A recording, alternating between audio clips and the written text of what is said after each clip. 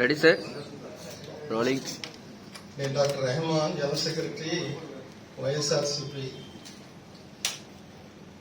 మా కోఆప్షన్ సభ్యులు షరీఫ్ గారు, మా స్టేట్ మీతో మీ ద్వారా ప్రజలకి చెప్పాలనే విషయాలు రెండు ఉన్నాయి.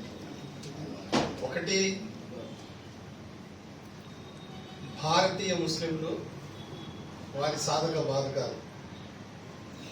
రెండు, మా ప్రభుత్వం జగన్మోహన్ రెడ్డి గారి నాయకత్వంలో గత దాదాపు ఒక నెల తక్కువ 5 సంవత్సరాలు జరిగిన పరిపాలన మీద సందేహాలు కానీ దుష్ప్రచారాలు కానీ ఖండించవలసిన బాధ్యత జనరల్ సెక్రటరీ గారి నా మీద ఉంది. కాబట్టి ఈ రెండు విషయాల మీద నేను మాట్లాడదలుచుకున్నా. ఒకటి, మేమంతా భారతీయులం, మనమంతా భారతీయులం. దాని తర్వాతే మేము ముస్లింలం. మతం అనేది స్వగతం, వ్యక్తిగతం. కానీ చాలా మంది రాజకీయ నాయకులు దాన్ని రాజకీయం చేసి మధ్యలో ఈ మతాలని ఎవరైతే అనుసరిస్తున్నారో వాళ్ళని నలిపేస్తా ఉన్నారు. ఈ లేదు.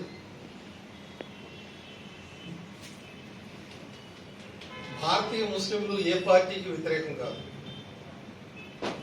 అలాగే కేంద్రంలో ఉన్న భారతీయ జనతా పార్టీ కూడా వ్యతిరేకం కాదు. వాజ్పేయి గారి తర్వాత వచ్చిన నాయకత్వం ఏదైతే ముస్లింల పట్ల అనుసరిస్తున్న వివక్షత ధోరణి విధానాల పట్ల మాత్రమే భారతీయ ముస్లింలు ఆవేదన చెందుతున్నారనేది మీ ముందు చెప్పదలుచుకున్నాం.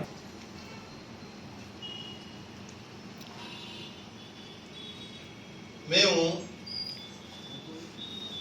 అప్పటి ముఖ్యమంత్రి ఈ రాష్ట్రంలో చాలా మంది ముస్లిం ఎమ్మెల్యేలను తీసి ఆ స్థానాలని బీజేపీకి ఇస్తే వాళ్ళ అలయన్స్ లో, ఫర్ ఎగ్జాంపుల్ విశాఖ, ఆనాటి విశాఖ 1, ఈనాటి విశాఖ సౌత్. రెహమాన్ అనే వ్యక్తి ఆ రోజు ప్రజల్లో దూసుకుపోతా ఉంటే ఎమ్మెల్యేగా, ఆనాడు చంద్రబాబు నాయుడు గారు నాకు అత్యంత ఆనాటి సన్నిహితుడు, నెల్లూరులో నా స్కూల్ మేట్ అయిన మాజీ ఉపరాష్ట్రపతి వెంకయ్యనాయుడు గారు అభ్యర్థన మేరకు నేను విరమించుకొని నా నెత్తి మీద కూర్చోబెట్టుకొని బీజేపీ అభ్యర్థిని హరిబాబు గారిని గెలిపించమని ముస్లింలందరినీ కోరిన తడవుగానే ఆ రోజు దాదాపు 9-10 వేల మెజారిటీతో ఆనాడు గెలిపించాం ముస్లిం. ఎన్నికల మేనిఫెస్టోలో చెప్పిన విషయాలు ఉన్నాయో దాదాపు 98-99% ఆయన నెరవేర్చాడు. Right from the first month ఆయన 66 లక్షల మంది వృద్ధులకు కానీ వితంతువులకు కానీ ఎవరైతే అర్హులున్నారో వాళ్ళందరికీ ప్రతి నెల ఉదయం 7 గంటలకల్లా ఈ ఇంటి గుమ్మం దగ్గరికి వెళ్ళి తలుపు తట్టి వాళ్ళకి పెన్షన్ ఇచ్చిన మాట వాస్తవమా కాదా?